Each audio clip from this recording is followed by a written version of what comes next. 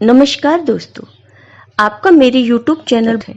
आज मैं आपको जेठ माह में पीपल सींचने की कहानी सुनाने जा रही हूँ। अगर आपको ये कहानी पसंद आई तो कमेंट बॉक्स में पीपल देव कीजिए अवश्य लिखिए। साथ ही अगर आपने अभी तक मेरे चैनल को सब्सक्राइब नहीं किया तो सब्सक्राइब कर लीजिए और बेल आइकॉन पर क्लिक जरूर कीजिए, जिससे हमारे वीडियो के नोटिफिकेशन आपको मिलते रहें। अब सुनिए ये कहानी।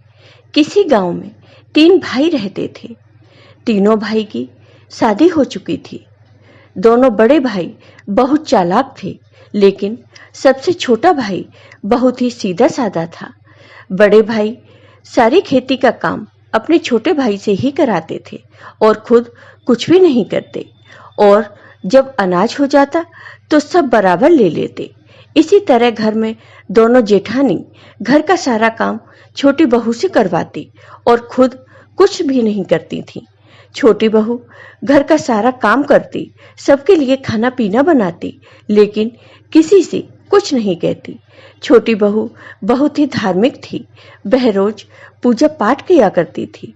एक बार की बात है, एक बूढ़ी औरत उनके घर आई और कहा, मुझे बहुत भूख लगी है, कुछ खाने को दे दो। बड़ी बहू ने कहा, माँ जी, मैंने तो अपना खाना खा लिया, अब मेरे पास खाना नहीं है, आप दूसरी बहू से ले लो। फिर बूढ़ी माई दूसरी बहू के पास गई और उससे कहा कि मुझे बहुत भूख लगी है, मुझे कुछ खाने को दे दो।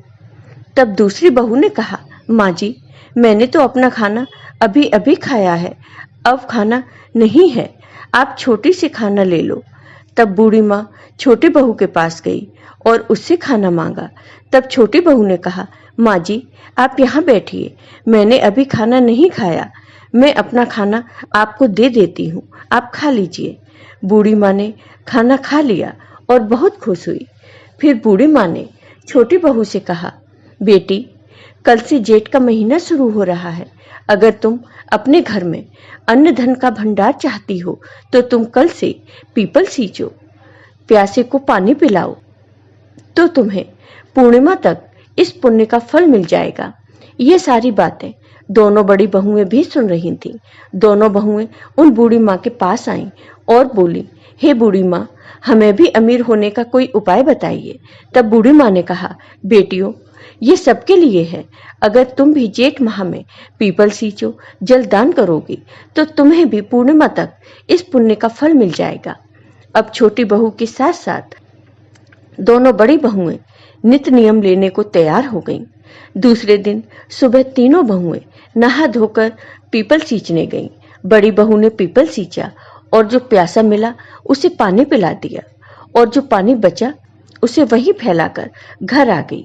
दूसरी बहू ने पीपल सींचा और आने जाने वालों से कहा, जिसे प्यास लगी हो वो खुद पानी लेकर पी लो, मैं तो बहुत थक गई हूँ। बचे हुए पानी को फैलाकर वह भी घर आ गई। छोटी बहू ने पीपल सींचा और पीपल सींचने के बाद वहीं बैठ गई। वहां भजन कीर्तन करती रही और जो भी प्यासा आता उसे प्यार से खुशी खुशी पानी पिलाया। जब पूरा पानी खत्म हो जाता तभी वह घर वापस आती। इसी तरह पूरा जेठ का महीना बीत गया।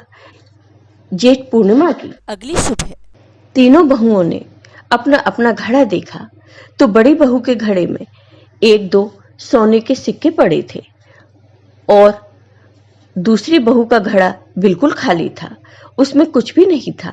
लेकिन छोटी बहू का घड़ा सोने के सिक्कों से भरा हुआ था। तब उन दोनों बड़ी बहुओं ने कहा, भगवान, यह आपकी कैसी माया है?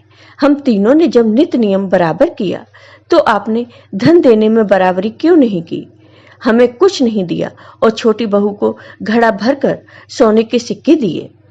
तब जेठ माह के देवता प्रकट हुए और कहा, बड़ी बहू, तुमने जो दान किया यह उसी का फल है, और दूसरी बहू, तुमने तो हर प्यासे से यही कहा, मैं थक गई हूँ, खुद पानी ले लो और पी लो, तो तुमने तो कोई दान किया ही नहीं, इसलिए तुम्हें दान का कोई फल नहीं मिला और तुम्हारा घड़ा खाली है। लेकिन छोटी बहू ने बड़े प्रेम भाव से प्यासे को पानी पिलाया। जब तक इसका घड़ा खाली नहीं हो जाता तब तक वह लोगों को पानी पिलाती थी और भगवान का भजन कीर्तन करती थी। इसलिए इसके पुण्य का फल तुमसे ज्यादा है। तीनों बहुएं भगवान के पैरों में गिर पड़ीं और दोनों बड़ी बहुओं ने भगवान से माफी मांगी। दोनों बहुओं के पश्चाताप के आंसू देखकर भगवान को उन पर दया आ गई और भगवान ने उन्हें माफ कर दिया और उनके घड़े भी सोने की मोहरों से भर दिए। फिर सभी लोग मिलकर प्रेम भाव से रहने लगे।